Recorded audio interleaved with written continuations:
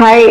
உங்க டைஜஸ்டிவ் சிஸ்டமை ஹெல்த்தியா வச்சுக்க இதை ஃபாலோ பண்ணீங்கன்னா போதும். என்ன பண்ணணும்னா ஒரு 10 to 15 days காலையில வெள்ளை பூசணிக்காய் ஜூஸ் எடுத்து குடிங்க. அடுத்தது எவ்ரிடே கண்டிப்பா ஒரு ஃப்ரூட் எடுத்துக்கணும்.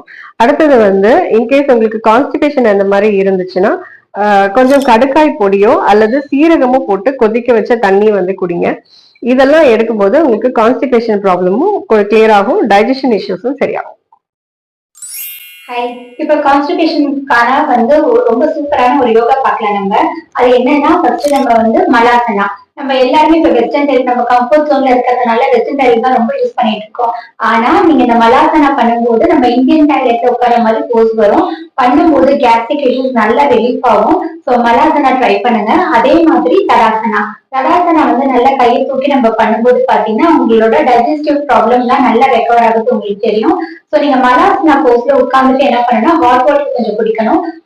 இது எப்ப பண்ணணும்னா நீங்க எந்திரிச்ச உடனேயே இந்த ஆசனா பண்ணலாம், மலாசனா பண்ணலாம். சோ அந்த ஸ்குவாட் பொசிஷன்ல உட்கார்ந்துட்டே நீங்க ஹாட் வாட்டர் குடிக்கும் போது கான்ஸ்டிபேஷன் நல்லா ரிலீஃப் தெரியும். தேங்க்யூ.